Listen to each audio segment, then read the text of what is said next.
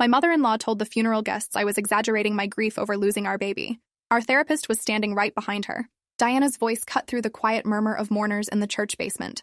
Oh, Melissa is really playing this up, isn't she? You'd think she was the only woman to ever lose a pregnancy. I had 2 miscarriages myself and I never made such a production of it. I stood frozen at the coffee station, my hand shaking so badly the creamer I was pouring missed my cup entirely and pooled on the table. Around Diana, 5 women from my husband's extended family nodded in agreement. My sister-in-law Janet added, "She's always been dramatic. Remember when she claimed she needed bed rest at 20 weeks? The doctor said it wasn't medically necessary, but she milked it for attention anyway." The words felt like physical blows.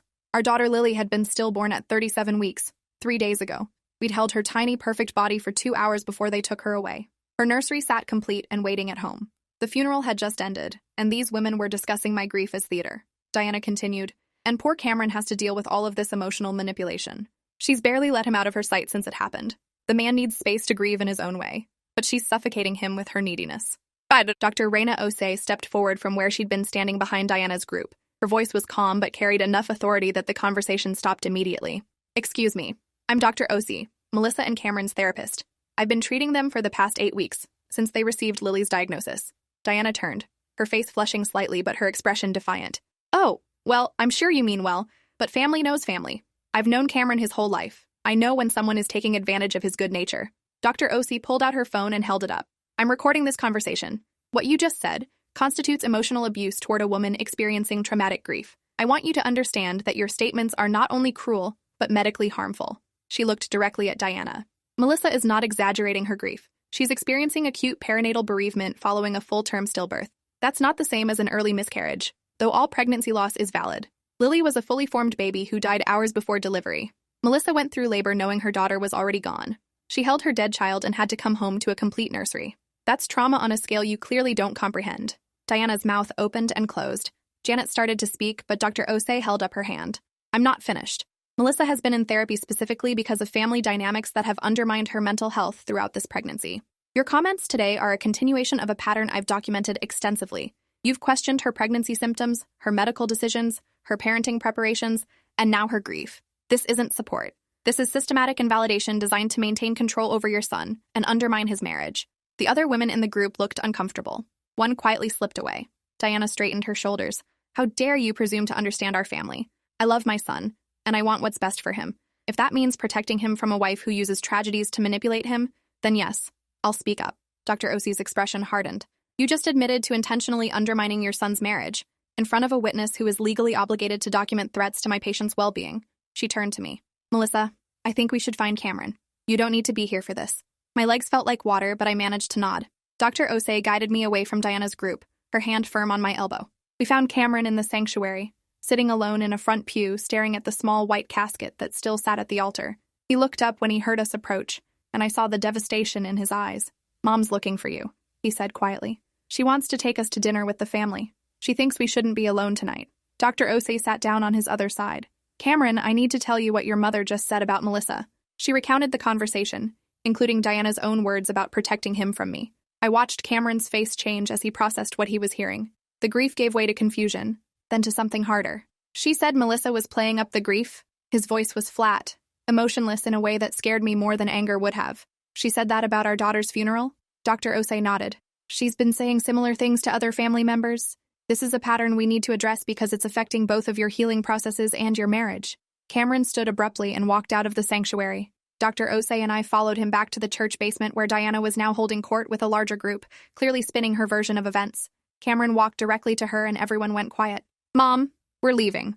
Melissa and I are going home. We won't be joining you for dinner and we won't be taking your calls for a while." Diana's face crumpled into an expression of wounded confusion. "Cameron, honey, what's wrong? I'm just trying to help. You know I only want what's best for you." Cameron's voice stayed level, but I could hear the rage underneath. "What's best for me is supporting my wife while we grieve our daughter. Not listening to you tell people she's exaggerating her pain. Not having you undermine every decision we've made. Not watching you treat her grief as a performance." Diana reached for his arm. "Someone's been telling you lies about what I said. I would never hurt Melissa. She's family." Cameron pulled away. "Dr. Osei recorded you. She has documentation of months of your behavior. And right now, I believe her more than I believe you because I've seen what you do. I've seen how you talk to Melissa when you think I'm not listening. I've seen how you questioned every symptom she had during the pregnancy, every doctor's order, every preparation we made. I didn't want to see it before, but I can't ignore it anymore. Not today. Not at our daughter's funeral. The room was completely silent. Janet tried to intervene. Cameron, you're grieving. You're not thinking clearly. Your mother loves you, and she loves Melissa. She's just worried about both of you. Cameron turned to his sister. Were you there when Mom said Melissa was playing up her grief? Did you agree with her? Janet's face flushed. I just meant that sometimes Melissa can be a bit dramatic about medical things. Remember when she insisted on that specialist for the baby's heart condition, even though the regular OB said it was probably fine? That turned out to be unnecessary worry. Cameron's laugh was harsh and broken. That specialist diagnosed our daughter with hypoplastic left heart syndrome at 22 weeks. The regular OB missed it completely. That specialist gave us 8 extra weeks to prepare, to do testing, to make decisions about her care. That specialist is the reason we got to meet our daughter alive at all instead of finding out during delivery that something was catastrophically wrong. And you're calling that unnecessary worry? I watched Janet's face change as the realization hit her. She'd been told a completely different version of that story. Cameron continued, how many other things has Mom twisted to make Melissa look bad? How many times have you all judged her based on Mom's narrative instead of asking us directly? Diana's voice rose. I never lied about anything. I told the truth as I understood it. If I got some details wrong, that's not manipulation. That's just miscommunication. You're being incredibly unfair to me right now, Cameron. I just lost my granddaughter, too. I'm grieving, too, and you're attacking me at her funeral. Dr. Osei stepped forward again. Mrs. Garrison, you're attempting to center yourself in a grief that isn't yours. You're making your son's trauma about your feelings. That's a narcissistic response to a family crisis, and it's textbook emotional manipulation. Diana's face went white with rage. I don't know who you think you are, but you don't get to diagnose me or tell me how to feel about my own granddaughter's death. You're a therapist, not God. And frankly, I question your professionalism in inserting yourself into family matters. Dr. Osei remained calm. I'm here because Melissa called me during the funeral. She was having a panic attack in the bathroom and needed emergency support. That's within my professional scope. What happened afterward, with me overhearing your conversation, was simply chance. But now that I have witnessed your behavior directly, I have an ethical obligation to address it. She pulled out a business card and handed it to Cameron.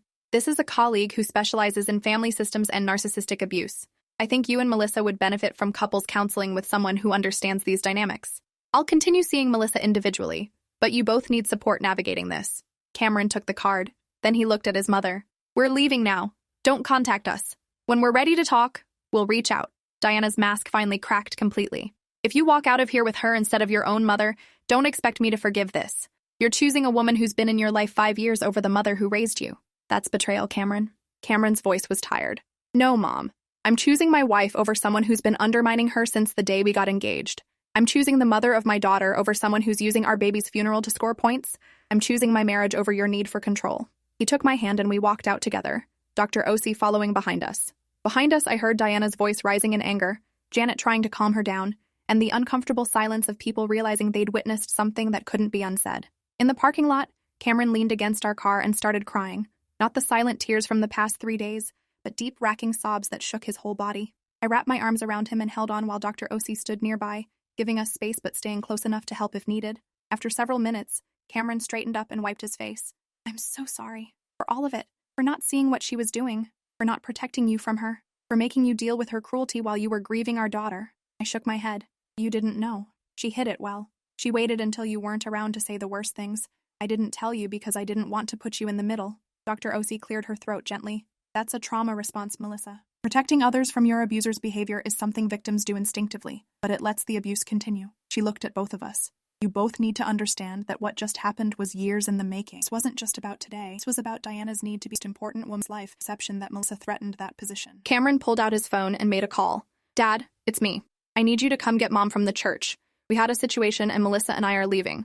I'll explain later, but right now I need you to make sure Mom gets home safely. He listened for a moment. No, I'm not overreacting. Ask anyone who was there. Ask them what Mom said about Melissa's grief. Another pause. I don't care if she's upset. She called Melissa dramatic at our daughter's funeral. She said Melissa was playing up her grief for attention. Dr. Osei recorded it. So yes, I'm angry, and no, I won't apologize. He hung up and turned to Dr. Osei. What do we do now? How do we even begin to process this? Dr. Osei leaned against her own car. You go home. You take care of each other. You focus on grieving Lily without the weight of Diana's judgment. Tomorrow or the next day, you call the family therapist I recommended. You start rebuilding your marriage without Diana's interference. And you accept that some family relationships may be permanently damaged by standing up for yourselves. She paused. Diana will not apologize. She'll find ways to make herself the victim. She'll tell people you overreacted. She'll recruit family members to her side. You need to be prepared for that. Cameron nodded slowly. What if they all choose her? Dr. Osei's expression was compassionate but honest.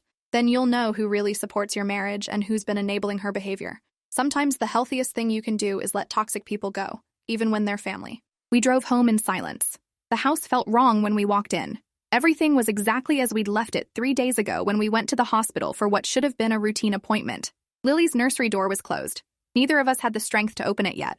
Cameron's phone started ringing almost immediately. His father, then his sister, then various aunts and uncles. He silenced them all. My phone buzzed with a text from Dr. Osei. I'm available if either of you needs to talk tonight. Don't hesitate to call. What happened today was traumatic on top of trauma. Be gentle with yourselves. I showed Cameron the message and he nodded. We ordered food we didn't eat and sat on the couch in the dark. Around 9, someone knocked on our door. Cameron looked through the peephole inside. It's my dad. He opened the door to find Frank Garrison standing on our porch with a casserole dish and an expression of deep discomfort. Your mother is very upset. She's saying you accused her of terrible things in front of everyone at the funeral. Janet says you were cruel to her. I need to understand what actually happened. Cameron let him in, but didn't offer him a seat. Dr. Osei recorded Mom saying that Melissa was exaggerating her grief and playing up the tragedy for attention. She said it to a group of women at Lily's funeral. When Dr. Osei confronted her, Mom doubled down and said she was protecting me from Melissa's manipulation. Frank set down the casserole. Your mother is grieving too, Cameron. She loved that baby. She's not thinking clearly. Cameron's voice went cold. Don't make excuses for her. She's been undermining Melissa for years and you've let it happen because it was easier than confronting her. Frank's face flushed. That's not fair. I've always tried to keep the peace. Family harmony matters. Cameron laughed bitterly. Peace for who, Dad? Because Melissa hasn't had peace. She's had years of subtle criticism, of having her decisions questioned, of being made to feel inadequate, and you've watched it happen and done nothing because Mom's easier to deal with when she gets her way. Frank looked at me for the first time. Melissa, is this true? Has Diana really been that hard on you? I wanted to say no, to smooth things over, to protect Cameron's relationship with his father, but I was too tired for diplomacy, and too raw from grief. Yes, since before we were married. She's questioned every choice I've made. She told me I wasn't good enough for Cameron when we got engaged. She criticized my career, my clothes, my housekeeping, my cooking. When I got pregnant, she told people I'd trapped Cameron with a baby. When we found out about Lily's heart condition, she said I must have done something wrong during pregnancy to cause it. And today, at our daughter's funeral, she told people I was exaggerating my grief for attention. Frank sat down heavily on our coffee table. I didn't know it was that bad. Cameron sat next to me on the couch. You didn't want to know, because knowing meant you'd have to do something about it. It's easier to believe Mom when she says Melissa is too sensitive or I'm overreacting. Frank was quiet for a long moment. What do you want me to do? Cameron's answer was immediate. I want you to tell Mom her behavior is unacceptable. I want you to stop making excuses for her. I want you to support my marriage instead of her need to control my life. And I want you to understand that Melissa and I need space right now. We just lost our daughter and we can't handle family drama on top of that grief. Frank nodded slowly. Your mother is going to see this as me choosing sides. Cameron's voice softened slightly. Then maybe it's time to choose, Dad. Because right now she's asking you to choose between enabling her abuse and supporting your son's marriage. There's a right answer there. Frank stood up. I'll talk to her. I can't promise she'll listen, but I'll try. He looked at me again. Melissa, I'm sorry. I should have paid better attention. I should have protected you from her. After he left, Cameron and I sat in the dark again. Do you think he'll actually talk to her? I asked. Cameron shrugged. Maybe, but it won't change anything. Mom doesn't think she does anything wrong. She'll convince herself we're the problem. Or Dr. Osei poisoned us against her. Or I'm having a breakdown from grief. She'll find a narrative where she's the victim. He was right. By morning, Cameron's phone was full of messages from family members. Some were supportive. His cousin Rebecca texted, I've been waiting years for someone to stand up to your mom. Good for you. His uncle David called to say he'd witnessed Diana's behavior for decades and was glad Cameron was finally seeing it. But most messages were critical. Janet sent a long text about how grief was making Cameron irrational, and he was destroying the family over a misunderstanding.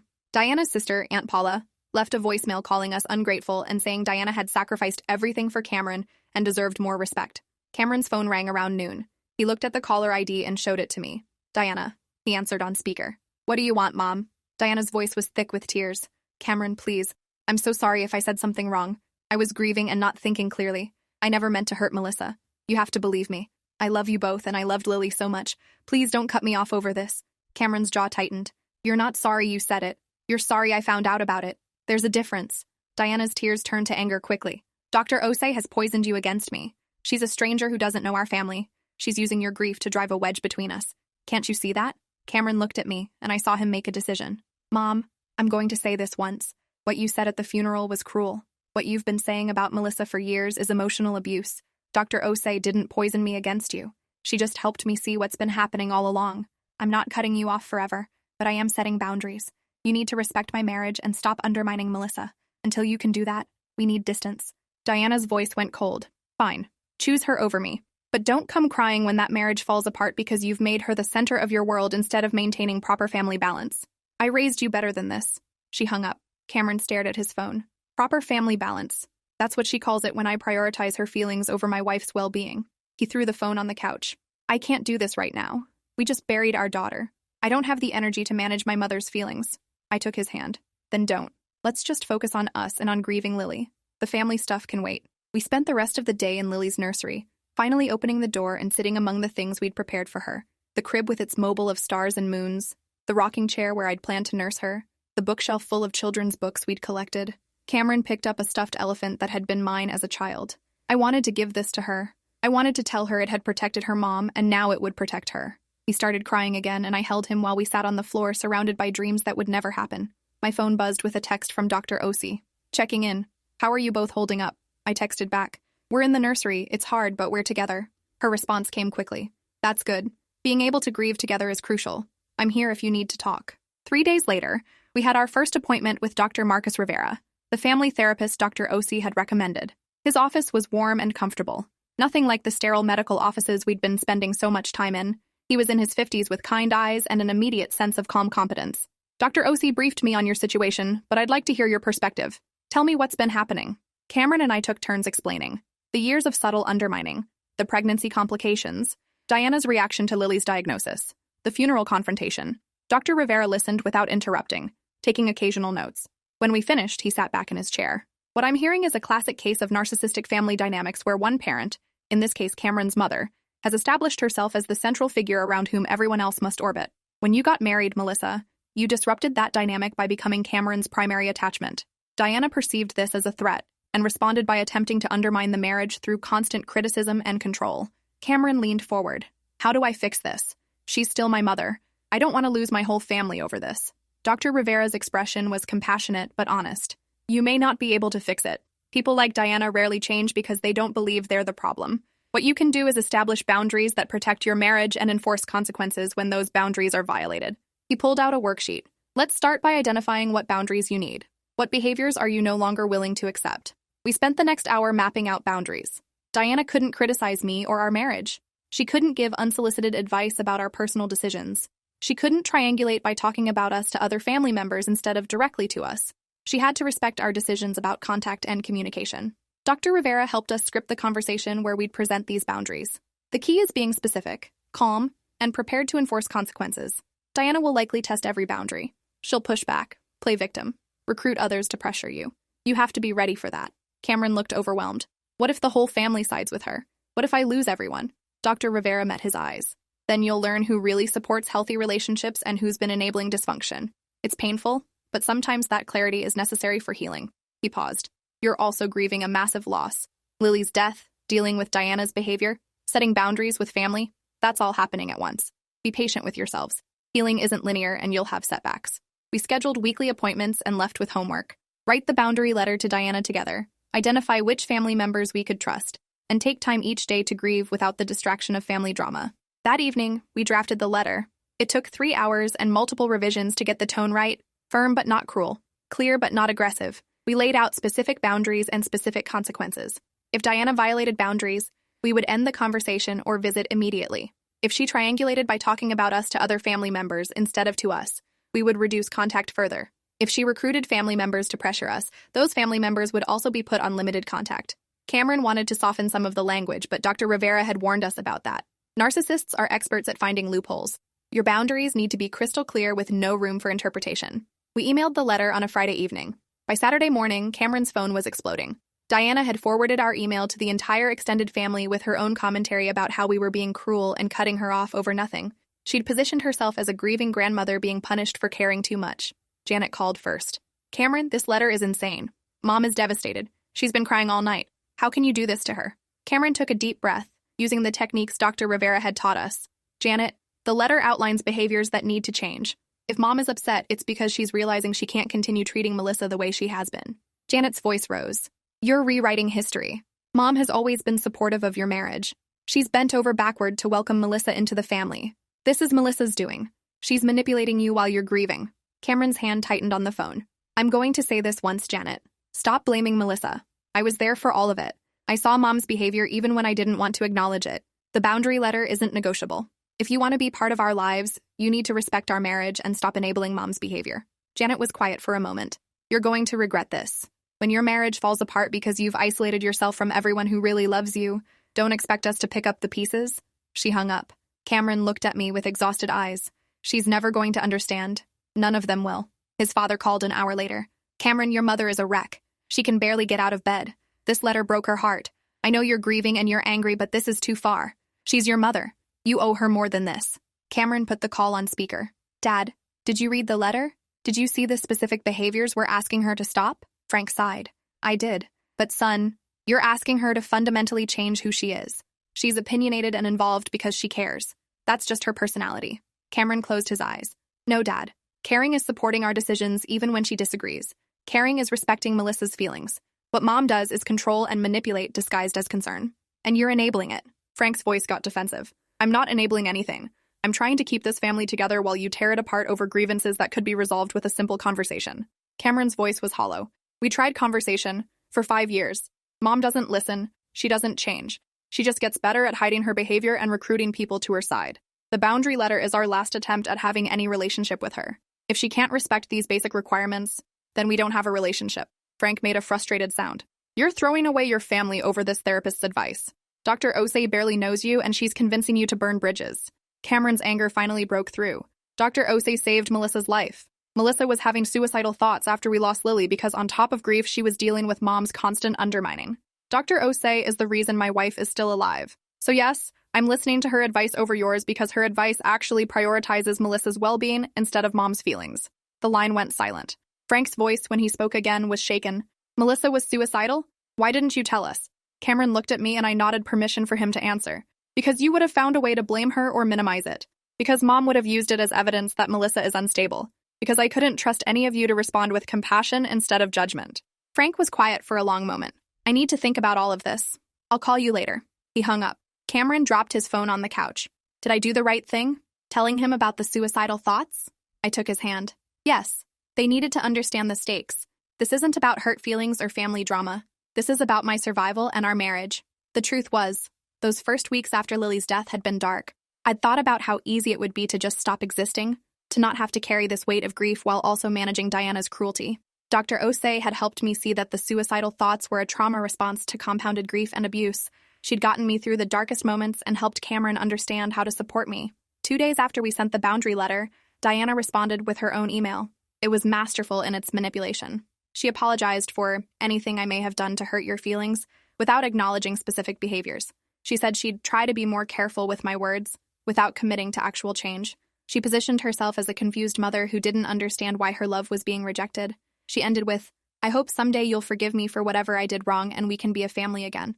Cameron read it aloud and then looked at Dr. Rivera during our therapy session. Is this what you meant by narcissists don't actually apologize? Dr. Rivera nodded. That's a textbook non-apology. Notice how she never admits to specific wrongdoing. Notice the passive language that makes it sound like you're being overly sensitive. Notice how she's already positioning herself as the victim who's been wronged. This tells you she hasn't understood anything from your letter. Cameron crumpled the printed email. So what do I do? Dr. Rivera leaned forward. You enforce the boundaries you set. Diana's response shows she's not willing to change, so you maintain limited contact with clearly defined rules. You don't engage with her attempts to manipulate. You focus on building your life with Melissa without Diana's interference. Over the next month, we settled into a new normal. Cameron spoke to his father occasionally, but conversations were tense and carefully neutral. Janet stopped calling entirely. A few cousins reached out with support, but most of the extended family sided with Diana. We got used to seeing social media posts from family gatherings we weren't invited to. We learned to recognize Diana's flying monkeys, family members she'd sent to pressure us into reconciliation on her terms. Cameron's grief over losing his family compounded his grief over losing Lily. Some days he'd break down crying about missing his mom.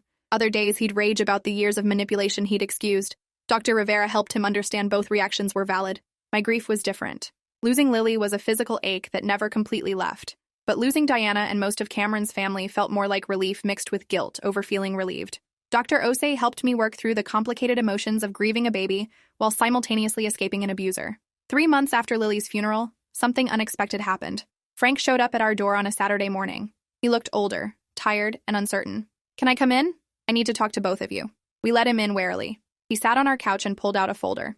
"I've been doing a lot of thinking since the boundary letter. I've been seeing my own therapist to process everything. And I've been going through old journals and photos trying to understand how I missed what was happening." He opened the folder and pulled out a journal. "This is from when Cameron was 10.